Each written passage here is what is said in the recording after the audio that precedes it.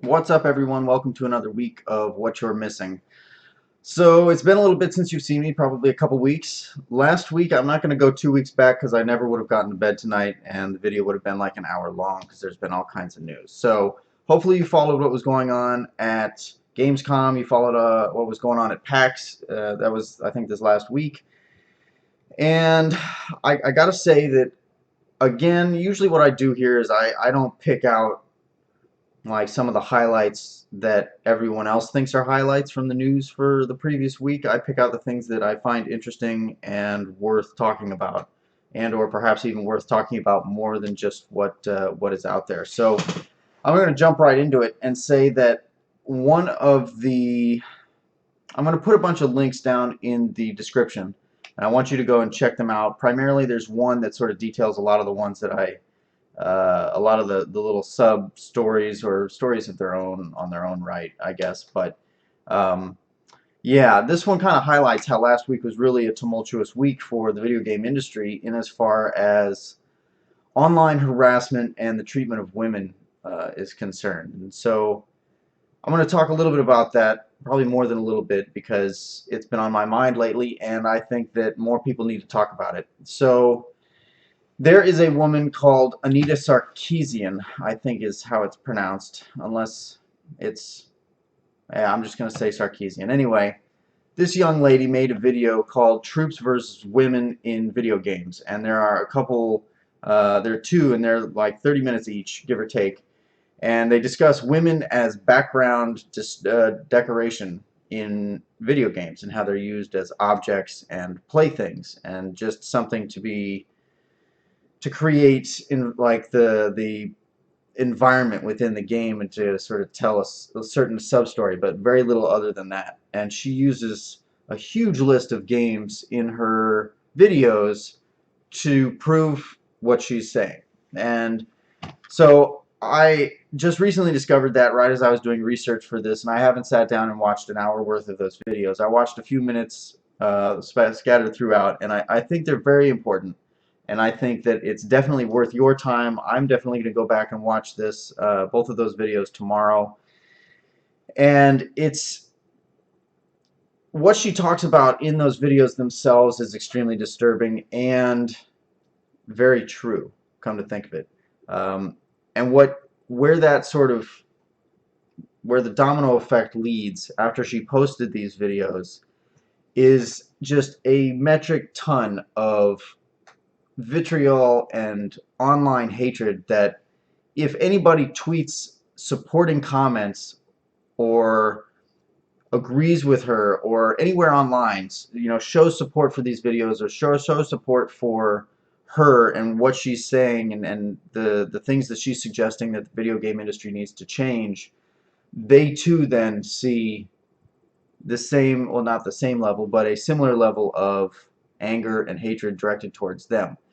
This poor woman who created these experienced such venom and such anger that she was receiving death and rape threats to the point where she felt like she was not safe in her own home and had to leave while the cops tried to address some of the threats that were being made.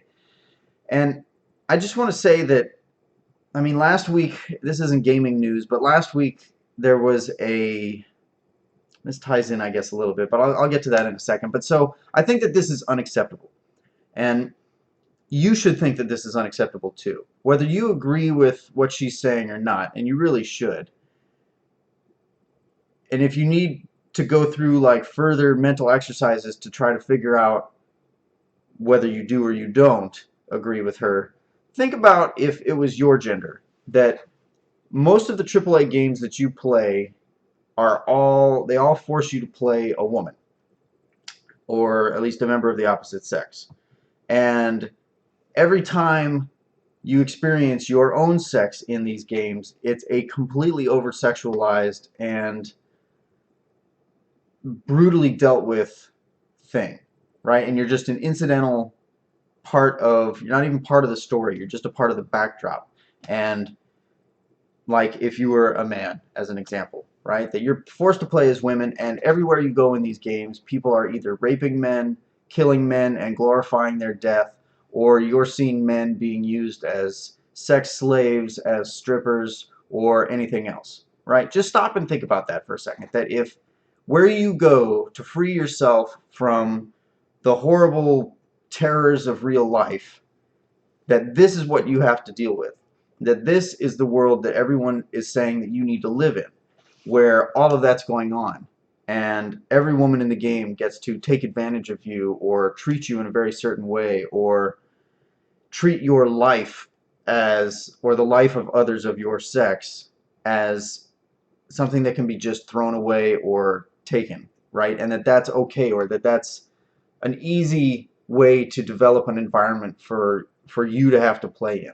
So stop and think about that for a second and how that would make you feel before you decide whether you agree with her or not, right? And she's got a whole litany of examples for you to look at and learn from. So first off, have that conversation with yourself. Secondly, last week, kind of out of gaming news, there was an announcement on, I forget where the original news article came from, but it was, there's some people who have developed a nail polish that changes color when in the presence of date rape drugs. And I just want to say that part of the changes that I'm going through and sort of the maturation that I see myself passing through, I guess, for lack of a better phrase, as I do these shows and I talk to you about women's issues in video games, I am becoming more and more aware of just how bad this problem is, not only in video games but in the world at large. And a good example of it is this nail polish article. When I first saw it, I thought that's actually pretty cool that somebody would go about developing that. But by being on Twitter and by exposing myself to people who hold opinions or view life in a way that is different from the way I do, it was brought to my attention that it's a preventative measure that fortifies the belief that women are responsible for their own, basically that women are responsible for making sure that they don't get raped.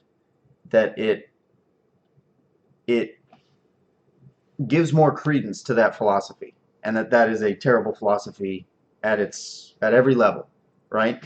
And that there are all kinds of messages that sends, that as you use this, and if this is, if this nail polish is the solution, that you're saying that, every girl needs to look out for herself, and that it's not going to be her, but it'll be the next girl, right? So anyone who doesn't use this nail polish now suddenly becomes the victim. So it's almost like passing the buck. So there's all kinds of different ways to look at these things and it never would have occurred to me that this was a negative thing that somebody is developing, and it sounds like it's being developed by 4 men, which I guess went further to exacerbate the situation and the anger that some of these women felt that this was the solution, that they are still, that this is the message that men are still saying, that it's up to them to make sure that they don't get raped, that they don't dress a certain way, that they, continue to be vigilant about where they place their cups when they're out at a bar, all kinds of things like that. So this is all along this. So, but I digress. So to get away from that and to go back to what we were originally talking about, to pull back to sort of a little bit away from women and how women are treated online, that people as a whole are being treated terribly online, and that we need to be better about making sure that we don't fall into the comfortable lull that is anonymity on the internet and allow ourselves to behave in reprehensible and despicable ways. People have called fake 911 calls on people that have recently beaten them in video games online so that their house or their school gets raided by a SWAT team. People are hacking networks to take down companies that like Sony had their network hacked last week. There was a full day's worth of downtime for the PSN network. They called in threats on the flight that the Sony CEO was on that were credible enough that they had to divert the flight to a different destination than the one that he was originally being taken to. And this is like a commercial flight. It's not his own private jet or anything like that. But that a full commercial flight had to be redirected because one asshole couldn't control himself and decided to take matters into his own hands. I saw a tweet after all of this stuff with the hacking and the PSN network that said something along the lines of, hey, if you really want to show us how great of a hacker you are, why don't you take care of everybody's school debt or pay off everyone's mortgages or do something that actually will ingratiate you with, that's actually good instead of just, taking down a service that people use where you're not affecting the company very much. You're just affecting users like yourself who are now then angry, not at the company, but at you, right? It's just such a negative, it's a negative feedback loop, and it needs to stop. And it was so bad that, man, I really went off the rails on this one. So, just to get to the very beginning, Anita Sarkeesian's video, harassment of women online, harassment online in general. Joss Whedon came out and made a comment about this video and video games in general and how they treat women. And in response, if you look at the tweets, and I retweeted them on my Twitter account last night, if you look at the response that he got, every person that every female that responded was like, "Thank you very much for coming out and saying this and showing your support. We really appreciate it." And then men kind of had this middling response of support and or complete denial, which is disgusting. So men, get your shit together. And in addition to that, what I found really interesting is you've seen me play a lot of Saints Row games, and they are way over-sexualized, and they show women in a very specific light. And this is exactly what her videos talk about, at least in some extent. Now, I think that especially the more recent Saints Row games are just completely over-sexualized in a general manner, and that the male characters are as well.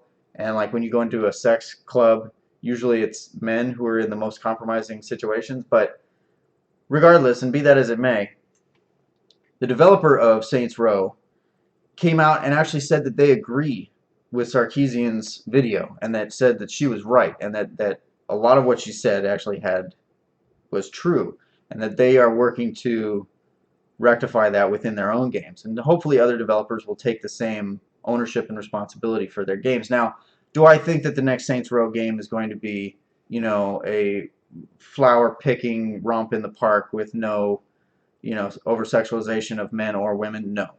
Do I think that they will treat women noticeably better? Maybe not.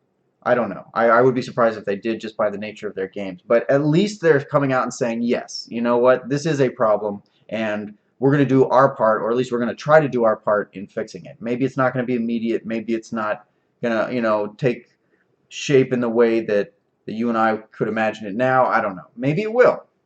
It's hard to tell. So, good on them.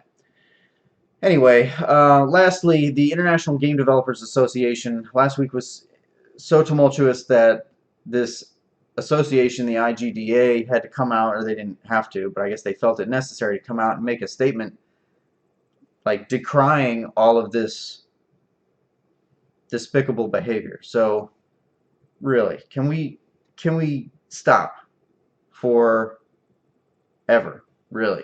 Can we realize that everyone that we're dealing with online are real people? And just because you have the anonymity of a Twitter account or anything else that you're doing online via forums or Reddit or 4chan or any of that bullshit, that these are real people who are voicing their opinions and or trying to make change for people and things that they believe in. And as long as they're not impacting you and they're not affecting your life directly, then A, who cares what their opinions are, right? And B, even if they do impact you, take a step back and decide whether this is really as big a deal to you as you are making it out to be, right? Is anything really worth you threatening someone's life or telling somebody that they need to die or threatening to rape someone? I mean, just stop and think about it. I know that that's asking a whole lot on the internet. And believe me, I am well aware of how difficult it is to stop a momentum once you're in the swing of it, but we need it. So I'm going to leave my diatribe on that alone for a moment. In the same vein, apparently one of EA's founders is developing a game called If. and he's doing it based on the model of social and emotional learning that some schools are starting to implement. Basically, trying to make a video game teaching people to be better people, to, instead of, you know, dislike and be distrustful of people and things that are different than you, to try to get people to work together, to try to find amiable solutions to, you know, problems like cats and dogs, which, you know, obviously don't often get along, but this game will sort of, you know, try to bring those two parties together in a peaceful way. So that'll be interesting to see where that goes. Also, over the last couple of weeks, we've seen a lot of activity in Ferguson. If you haven't heard about any of that, you really need to watch the news and pull your head out of your ass, because there's so much going on right now that is meaningful and important in the course of, I don't want to be too grandiose about it, but in the course of human events, that there's a lot of very important shit going on right now, and you need to be paying attention. Whether it's because you watch Last Week Tonight by John Oliver or The Daily Show, and that's how you plan to get your news, fine.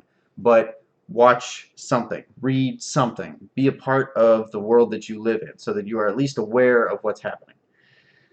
I bring up Ferguson because it has inspired a video game about journalism, and I think I can only assume it's a gentleman, which is a sad state of affairs, but the person who is creating it is taking the tack of an event happens within the game, and you decide how you get to frame and represent that story, right? Do you show the more extreme versions of it? Like, what photos do you take, and what photos do you send out into the world? And, you know, depending on how extreme they are and who they're sort of in favor of, right? If you can even consider it that way, like if it's not showing innocent people being shot and beaten in the streets, then the cops will be more favorable to you, like you better, and may give you access to things that you normally wouldn't have access to, which, you know, so in the game sense, it sort of makes you, it gives you a reason to not always be the extreme journalist and show the truth behind everything that's going on, because you need access to show the deeper truth and the ways that things are happening behind the scenes. It shows your Twitter following, not your actual Twitter following, but your Twitter following in this imaginary world, how widely spread your articles are, and, you know, how that impacts the people's view of you, the police's view, the government, and all that. So it sounds really interesting, and it should be a very different kind of game. So look to that. The game is called If. Next up, and towards a little bit more lighthearted video game news, Gauntlet, which we talked about a little bit ago, the reboot. The release date was slipped to September 23rd. I watched a video on Steam, a little trailer. It looks pretty cool. It also looks like a game called Forced.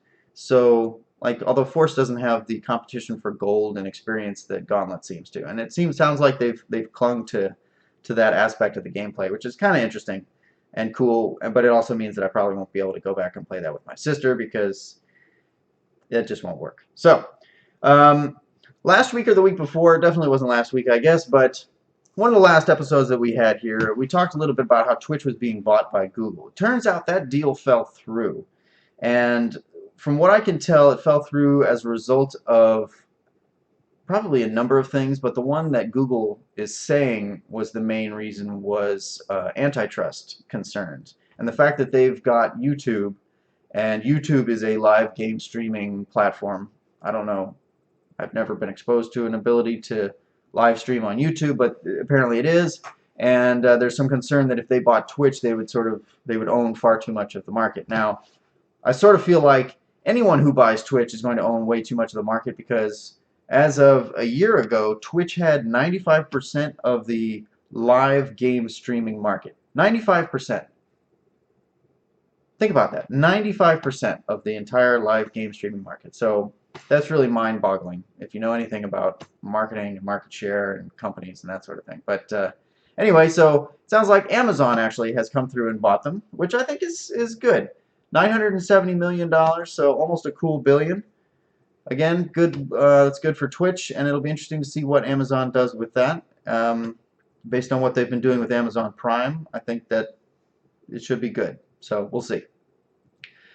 I saw a quote that I thought was really interesting, and I'm going to end on this one. It was Sony is stealing market share from Nintendo and Xbox. And the quote that I've got here, it says, "Put another way, in 31% of American living rooms where there is a PS4, it's sitting alongside an Xbox 360 and or a Wii." So the statistics from this article said that a report had been written, and I guess I should have looked at that report like I usually do, saying that 31% of owners of PS4s did not own a PS3, but they had either an Xbox 360 or a Wii U. So that really says something about where and how the PS4 and PlayStation in general is getting such great sales numbers and such popularity. So I hope they continue to do well. Hopefully Xbox and Nintendo will figure their shit out and go from there. So that's all I've got for this week. Go ahead and hit subscribe. Tell your coworkers about me, because I'm starting to tell my old coworkers about this, and we'll see if that goes anywhere. And that's all I've got. So tomorrow you'll hear about the games that I've been playing. The list is short, but I can talk about my concerns and my thoughts on that. But yeah, go out, be a better person. Make sure that the people that are in your circle are better people. It's not enough anymore to just worry about yourself, right? Part of worrying about yourself is realizing that how you let your friends behave is how you behave, right? And it's not just that they reflect on you. It's that you have an impact on them and that you are able to control their reactions by either accepting their behavior or not accepting it. And there are increasingly more videos about this, especially about how men treat women. And I think that, if anything, I'm going to become more vocal about that. This is really the only pulpit I have for that sort of thing, and I think it's very important. So go forth, be better people, and spread the word. All right? Thanks for tuning in. I'll see you tomorrow.